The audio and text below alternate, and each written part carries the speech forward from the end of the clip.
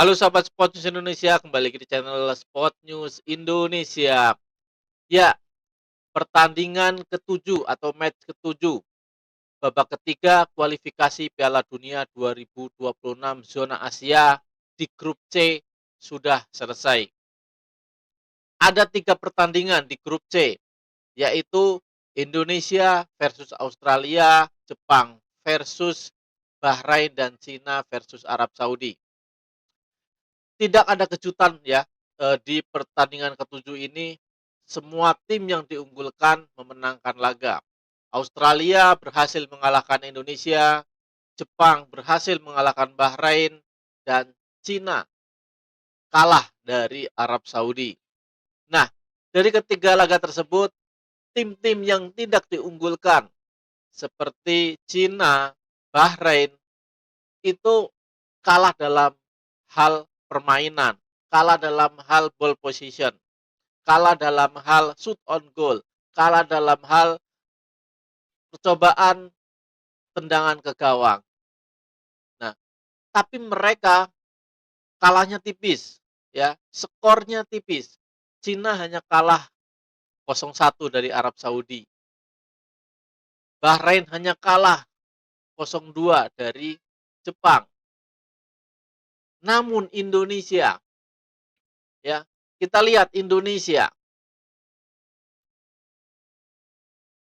Indonesia kalah 5-1 dari Australia.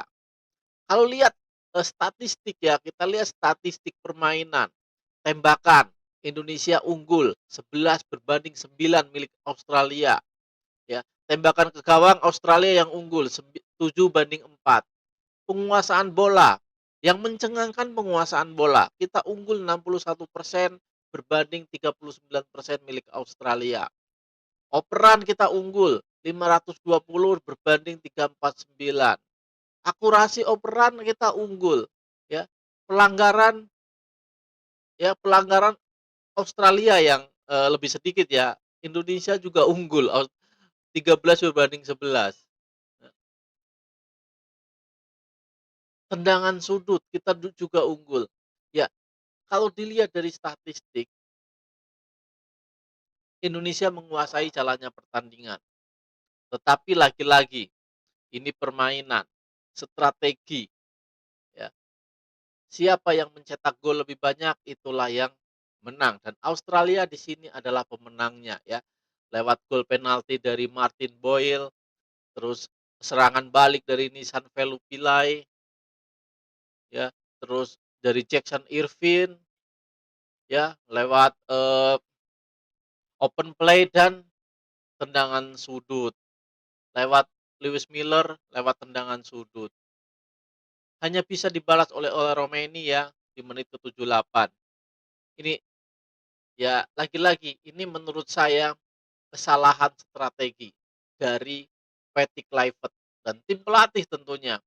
Karena overconfident, terlalu percaya diri, terlalu menganggap remeh Australia.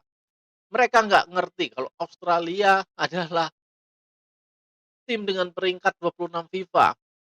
Ya, walaupun sekarang tidak diperkuat oleh pemain-pemain utamanya, Australia adalah Australia. Ya, seharusnya Indonesia nggak bermain seperti itu. Ya, kita lebih eh, menjajaki dulu ya, apalagi ini adalah pertandingan pertama atau pertandingan perdana dari Patrick Kluivert. Harusnya Indonesia tidak langsung frontal menyerang, ya. Emang di babak-babak pertama ya, awal-awal babak pertama 10 menit babak pertama, kita akui ya, saya akui permainan timnas Indonesia sangat baik. Saya sampai kaget, dan tentu Australia juga kaget pasti. Dia nggak menyangka kalau Indonesia akan menyerang sebegitu frontalnya.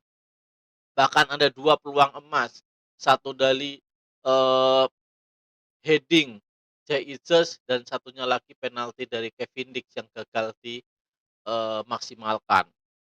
Namun setelah itu Australia perlahan-lahan mampu, ya, mampu keluar dari tekanan.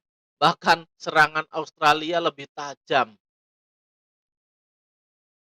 ya. serangan Australia lebih tajam. Mereka mendapatkan peluang pertama lewat penalti, langsung berbuah gol, ya. Tidak lama, 2 menit kemudian, serangan balik dimanfaatkan oleh Nissan Velupillai, berbuah gol juga. 14 menit kemudian, Jektor Einvin, ya, menciptakan gol. Disusul Luis Miller di babak kedua dan Jektor Irvin kembali. Hanya bisa dibalas oleh Romeni di menit 78. Ini ya hasil yang patut kita sayangkan sebenarnya ya. Tadinya ekspektasi kita lebih besar ya, karena memang skuad timnas Indonesia, eee, lebih baik menurut saya, secara individu lebih baik, tetapi secara tim ternyata Australia jauh lebih baik. Inilah, sepak bola adalah permainan tim dan Indonesia harus mengakui keunggulan Australia. Nah, kita li tadi ini Indonesia berhasil ya menguasai secara, permainan. Kita lihat timnas Cina ya, timnas Cina menghadapi Arab Saudi. Dilihat dari tembakan ke gawang, semuanya lihat, semuanya Arab Saudi unggul. Cina hanya menguasai 20% bola dibandingkan Arab Saudi 80%. Tembakan 19-3, tembakan ke arah gawang 7-0, ya. Semuanya Arab Saudi unggul dari Cina. Ini membuktikan ya, Cina walaupun, dia tahu diri, dia tidak bisa, mengimbangi permainan Arab Saudi. Mereka bermain bertahan dan berharap, Cina ini berharap dengan serangan balik saat mereka mengalahkan Indonesia dan saat mereka mengalahkan Bahrain. Tetapi ini nggak berlaku buat Arab Saudi, ya. Ya, kita beruntung ya dengan hasil-hasil ini kita beruntung. Jadi kita masih memiliki peluang untuk lolos ke babak keempat. Kita lihat Bahrain ya, menghadapi raksasa Jepang, hanya kalah 2-0, itu juga di babak kedua, di menit 66 dan menit 87. Kita lihat ya, secara statistik, Bahrain juga kalah jauh, ya, penguasaan bola 61% Jepang, 39% Bahrain. Ya, tapi di sini Bahrain memberikan perlawanan, tembakan 12-7, tembakan ke arah gawang 4-2, ya. Jadi ini ada warning dari Bahrain ya.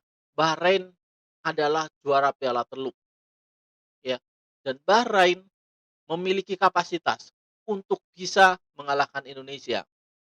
Kalau misalkan Patrick Kluivert tidak jeli dalam menerapkan strategi,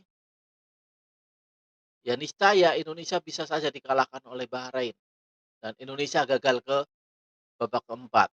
Karena kuncinya pertandingan ini adalah saat melawan Bahrain dan Cina. Itu aja, karena target kita sekarang sudah bukan lagi ke peringkat kedua, tetapi ke peringkat empat, ya. Peringkat 3 dan 4. Karena udah nggak mungkin lagi, ya. Hampir mustahil kita lolos otomatis lewat peringkat kedua. Australia sekarang sudah 10 poin ya, Australia 10 poin, Indonesia 6 poin. Arab Saudi masih mungkin dilewatinya, kalau Arab Saudi ini nanti masih bertanding melawan Australia dan melawan Jepang. Tetapi Australia hampir mustahil kita lewati. Nanti dia bertandang melawan Cina, kemungkinan besar Australia menang, jadi poinnya 13. Indonesia, poin maksimalnya adalah 15. Tetapi lihat pertandingan terakhir melawan Jepang, ya. Australia nanti masih melawan Bahrain dan saya rasa lawan Bahrain, Australia juga akan menang, paling nggak seri. Dan melawan Jepang kita tahu ya, Australia saat, bertandang ke markas Jepang, Australia berhasil menahan imbang Jepang. Dan besok di pertandingan terakhir Australia akan menjamu Jepang. Jadi berat, kalau untuk peringkat 2 sangat-sangat berat, hampir mustahil. Tetapi kalau untuk peringkat 3 dan 4 masih memungkinkan dengan syarat besok saat melawan Bahrain ya, saat melawan Bahrain tanggal 25 Maret, Indonesia harus memenangkan laga, tidak boleh hasil imbang, tidak boleh apalagi kalah. Kalau kalah ya selamat tinggal, Piala Dunia. Percuma saja Erick Thohir merekrut pelatih Patrick Kluivert ya, kalau sampai kalah. Nah inilah ya, jadi ya mudah-mudahan ya, mudah-mudahan nanti di tanggal 25, kita bakal menyaksikan permainan Indonesia yang berbeda, permainan Indonesia yang baik terutama dalam hal segi pertahanan ya, karena Bahrain ini serangan baliknya sangat berbahaya ya. Bahrain dan Cina serangan baliknya berbahaya, mereka mengandalkan serangan balik ya, mereka nggak mengandalkan ball position dan Indonesia harus antisipasi itu.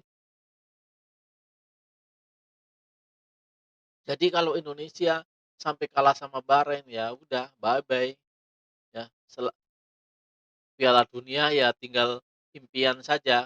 Kita menunggu lagi 4 tahun lagi ke 2030 saat Piala Dunia di Arab Saudi.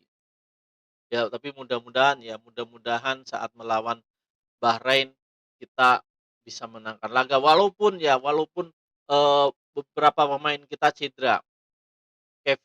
Kemarin si Silgers sepertinya cedera, Sandy Walsh cedera. Ya mudah-mudahan nanti dengan ketambahan, Ragnar Woutmangun dan Justin Hubner bisa menambal itulah ya. Kita tetap optimis, asal tidak overconfident saat melawan Bahrain, kita yakin Indonesia akan menang melawan Bahrain. Ya mudah-mudahan ya, di tanggal 25 nanti Indonesia akan menang saat berhadapan dengan Bahrain dan kita tentu berdoa untuk itu semua ya, karena harapan kita tetap ya lolos ke Piala Dunia, mau itu peringkat 2, mau itu peringkat 3, mau itu peringkat 4 ya. Tapi saya rasa peringkat 3 dan 4 lah yang masih, eee, mungkin kita capai dan tidak ada salahnya kita bermain di peringkat ke putaran keempat, karena semakin banyak pertandingan, semakin banyak juga poin yang akan kita raih. Ya, semakin banyak potensi poin yang akan kita raih, kalau kita memenangkan laga ya. Baik, terima kasih, salam olahraga.